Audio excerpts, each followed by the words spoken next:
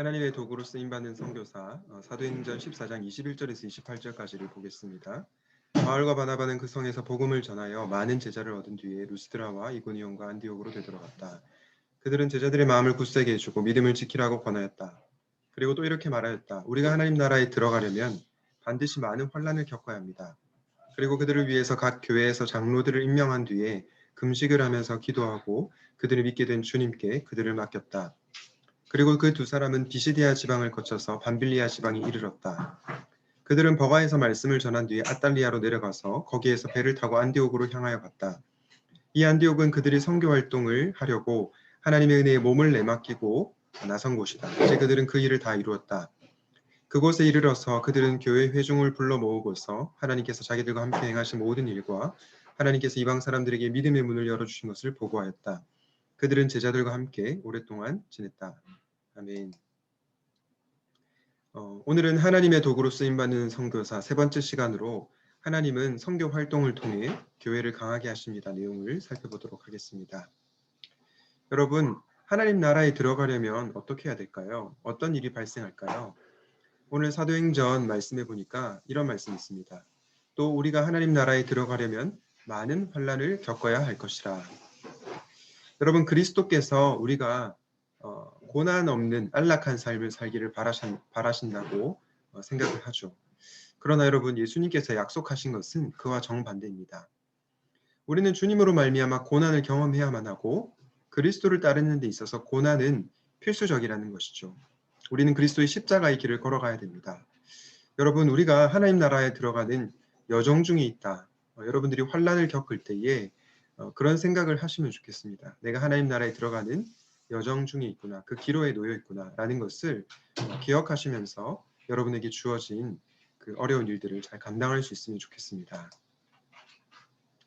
여러분, 바울과 바나바가 오늘 본문에 보니까 이전에 사역했던 도시들을 재방문하는데요. 그 이유가 무엇입니까?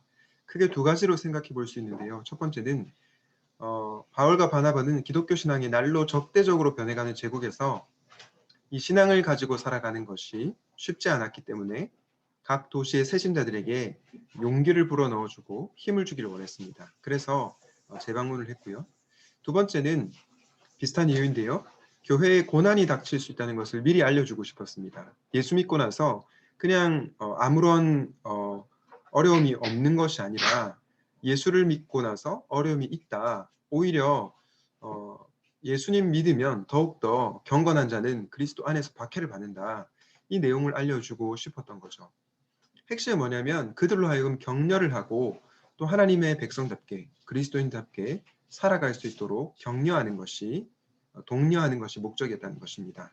누군가로 하여금 행동하도록 동기를 부여하는 그 사역을 바울과 바나바가 이전에 사역했던 도시들을 방문하면서 했다는 것이죠.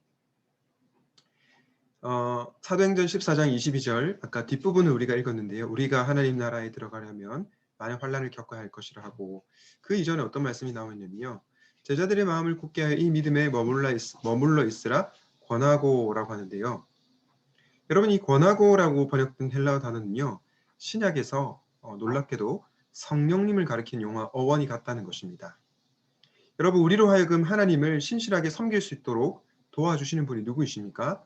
바로 성령님이시죠. 그러므로 환난 속에서 사명을 감당하기 위해서 우리에게 힘을 주시는 성령님, 그리고 우리가 진리의 길을 바르게 걸어갈 수 있도록 우리를 격려하는 공동체, 다른 지체들이 반드시 필요하다는 것입니다.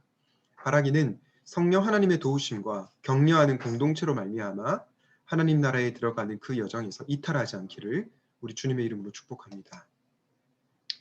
여러분, 하나님께서 우리를 구원하시는 방식이 어떤 방식일까요?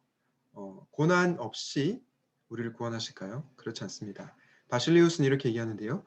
하나님은 거룩한 사람들을 환난에서 구하시는데 그들을 시험하지 않으시는 방법을 통해서가 아니라 그들에게 인내의 복을 주심으로써 구하십니다. 왜냐하면 환난은 인내는 연단을 이루기 때문입니다. 누구라도 환난을 거부하면 인정받을 수가 없죠. 따라서 하나님은 나를 고통받지 않도록 하심으로써 환난에서 건지시는 것이 아니고 시험과 더불어 시험을 감당하고 피할 길을 내주심으로써 건지십니다. 라고 말을 했습니다.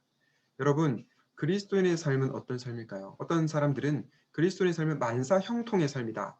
아무런 어려움과 또 힘든 일들이 없다라고 얘기합니다. 그러나 그리스도인의 삶은요, 만사 형통의 삶이 아니고 만사 협통의 삶입니다. 다시 한번요. 만사 형통이 아니고 만사 협통의 삶입니다. 그것이 무엇입니까? 우리의 삶에 비록 고난이 있고 또 어려움들이 있지만 하나님께서 모든 것을 합력하여 선을 이루신다는 것이죠. 그리스도를 따른다고 해서 예수를 믿는다고 해서 고난과 환난이 없는 만사 형통의 삶이 아니라 예수님을 믿게 되어도 고난이 따르죠. 아니 오히려 더 많은 박해를 받을 수 있습니다.